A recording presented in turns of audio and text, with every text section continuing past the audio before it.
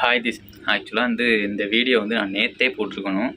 But ஆனால் எனக்கு ஒரு அன்ஃபார்ச்சுனேட்டியாக ஒரு செம ஒர்க் வந்துடுச்சு. அதனால் என்னால் போட முடியல. அதோட மழையும் பெஞ்சிக்கிட்டு இருந்துச்சு. ஸோ எனக்கு வீடியோ எடுக்கிறதுக்கான டைம் அஜித் சாரோட குட் பேட் அக்லி அந்த படத்தோட டீசர் வெளியானுச்சு. அதை பற்றி பேசுவோம். டீசர் வெளியானோடனே ஒரு டீசரை பார்த்துட்டு அது எப்படி இருக்குது என்ன அப்படிங்கிறத பற்றி பேசுவோம் அப்படின்னு நினச்சேன். பட் ஆனால் இந்த மாதிரி ஒரு சுச்சுவேஷனால் என்னால் அதை மேக் பண்ண முடியலை. இப்போ அந்த டீசரை பற்றியான விஷயங்களை பேசலாம் அப்படின்னு தான் இந்த வீடியோவோட ஸ்டார்ட் பண்ணுறேன்.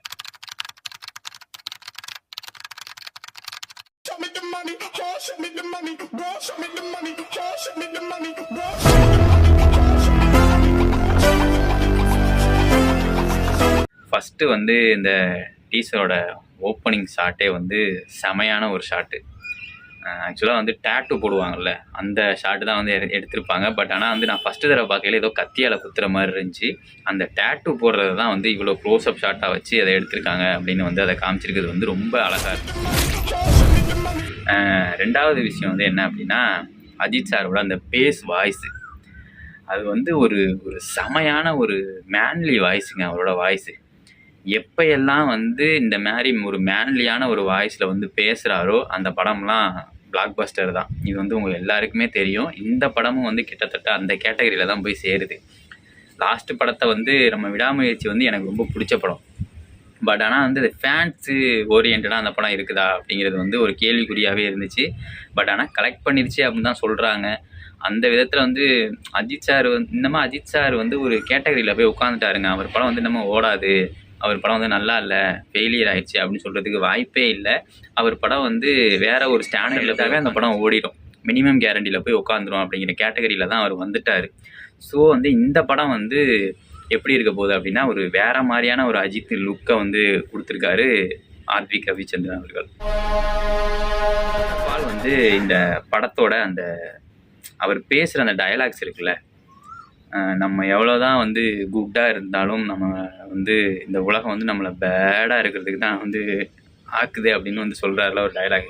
இந்த டயலாக் எதுக்கு சொல்கிறாரு அப்படின்னா, நம்ம நல்லவனாக நடிப்போம் அப்படின்னு ஒவ்வொரு விஷயமும் நம்ம பார்த்து செய்யும்போது அது மக்கள் விரும்ப மாட்டேங்கிறாங்க. நம்ம கெட்டவனாக நடிக்கிறது அப்படிங்கிறது தான் மக்களுக்கு பிடிக்குது அப்படிங்கிற மாதிரி தான் சொல்கிற மாதிரி தான் அந்த டயலாகோட பொசிஷனே இருக்குது. இந்த உலகம் நம்மளை பேடாக்குது. அதே மாதிரி அவரை ரெட் டிராகன் அப்படின்னு சொல்கிறாங்க. டிராகன் அப்படின்னாவே நெருப்பை கக்கிக்கிட்டு போகக்கூடிய ஒரு அனிமல் அப்படிங்கிற மாதிரி நமக்கு தெரியும்.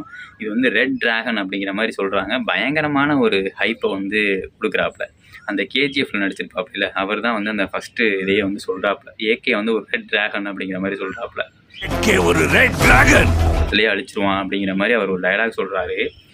இது என்ன ரூல்ஸ் அப்படின்னா, நமக்கு ஒரு மெச்சூரிட்டி லெவல் வந்துருச்சு. அஜித் சாரை பொறுத்த வரைக்கும் நமக்கு ஒரு மெச்சூரிட்டியான லெவல் வந்துருச்சு. ஃபேன்ஸ் எல்லாம் மெச்சூரிட்டி ஆகிட்டாங்க, புள்ள குட்டின்னு வந்துட்டாங்க. நம்ம இன்னமும் இந்த பழைய படங்களில் நம்ம 90s அந்த 95லேருந்து 2005 வரைக்கும் சில படங்கள் அஜித் சார் நடிச்சிருப்பார். பஞ்ச் வசனங்கள்லாம் பேசிக்கிட்டு, உனக்கென்னன்னு பேசிக்கிட்டு, என்னோட வாழ்க்கை வட்டமோ சதுரமோ கிடையாது, அது ஒரு நேர்கோடு, போய்கிட்டே இருப்பேன் அப்படின்லாம் சில டைலாக்லாம் பேசுவார், பஞ்ச் டைலாக்லாம். அதெல்லாம் அப்படியே தூக்கி ஓரமாக வச்சுட்டு நம்ம ஒரு ஃபேமிலி மேன் ஆகிட்டோம், நம்மளோட ரசிகர்களும் ஒரு குடும்பஸ்தன் ஆகிட்டாங்க. இந்த மாதிரி அவங்களுக்கு ஒரு படத்தை கொடுப்போம், நல்ல படங்களாக கொடுப்போம், சிகரெட் குடிக்காமல் வேறு மாதிரி எதுவும் தப்பான விஷயங்கள்லாம் இல்லாமல் படங்கள் கொடுப்போம் அப்படிங்கிற மாதிரி சில படங்கள் எடுக்க ஆரம்பித்தாச்சு. ஈவன் வீரம் இந்த மாதிரி படங்கள்லாம் அந்த மாதிரி கேட்டகரியில் தான் வரும். வீரம், விஸ்வாசமாக இருக்கட்டும், இப்போ இந்த விடாமுயற்சியாக இருக்கட்டும், அந்த அப்பயுமே முகவரி இந்த மாதிரி படங்கள்லாம் அந்த கேட்டகரி படங்களாக தான் நடிச்சுக்கிட்டு இருந்தார். பட் அந்த மாதிரி படங்களை விட இந்த அது எல்லாத்தையும் எடுத்துக்கிட்டு ஜெயிப்பேன் அப்படிங்கிற சொல்கிற படங்களாக இருக்கட்டும், இந்த மாதிரி டயலாக் ரசிகர்கள் மத்தியில் பயங்கரமாக கூஸ்பம்ஸ் ஏற்படுத்தி பயங்கர அளவுக்கு ரீச்சை கொடுக்குது. பட் ஆனால் அதை அவாய்ட் பண்ணிகிட்டே வந்தார். தலைன்னு கூப்பிட வேணாம், ஏகேன்னு கூப்பிடுங்க, அல்டிமேட் ஸ்டாருங்கிற இது வேணாம், நானும் ஒரு நார்மல் பர்சனாக இருக்கிறதுக்கு விரும்புகிறேன் அப்படிங்கிற மாதிரி. பட் ஆனால் ஒவ்வொரு கட்டத்துலேயுமே அவர் சொல்லுவார். பட் ஆனால் ரசிகர்கள் அதையும் மீறி இந்த மாதிரி விஷயங்களை தான் அவங்க விரும்பினாங்க. ஸோ அவங்களுக்காக ஒரு படம் அப்படிங்கிற மாதிரி தான் இந்த படத்தை பார்த்தோன்னே தெரியுது. அவனே பிரேக் பண்ணிட்டு வந்திருக்கானா? ஸோ அவர் சொன்ன ரூல்ஸையே அவர் பிரேக் பண்ணிட்டு உள்ளே வந்திருக்காரு அப்படிங்கிற மாதிரி நம்ம எடுத்துக்கலாம் அந்த விஷயத்த. போக்கு இந்த மாதிரி தான் இருந்துச்சு அந்த படத்தை பொறுத்த வரைக்கும். அந்த டீசர் நிறைய லுக்ஸ் காமிச்சிருக்காங்க.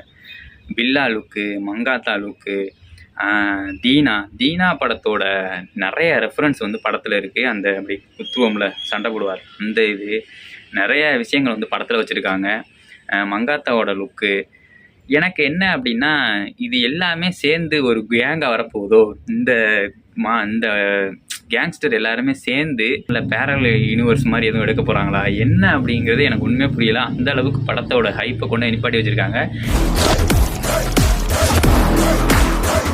அந்த அளவுக்கு படத்தோட ஹைப்பை கொண்டு நிப்பாட்டி வச்சுருக்காங்க. இதில் என்ன விதமான இது கதை இருக்க போகுது அப்படின்னு நம்ம புரிஞ்சிக்கவே முடியலைங்க இந்த டீசரை பொறுத்த வரைக்கும். நம்ம விடாமுயற்சியோட ட்ரெய்லரையோ டீசரையோ பார்த்தப்ப நம்ம வந்து ஓரளவு கணிச்சிட்டோம் அந்த படம் வந்து இப்படி தான் இருக்க மாட்டாங்க. இதில் வந்து எதுவுமே நம்ம எக்ஸ்பெக்ட் பண்ண முடியல, எதையுமே வந்து கணிக்க முடியல. பட் ஆனால் வந்து இவர் முழுக்க ஒரு டெவில் அப்படிங்கிறது மட்டும் நல்லாவே தெரியுது. டார்க் அப்படிங்கிற ஒரு பேர் வந்து அடிக்கடி வந்து அந்த டீசரில் வந்து தென்படுது.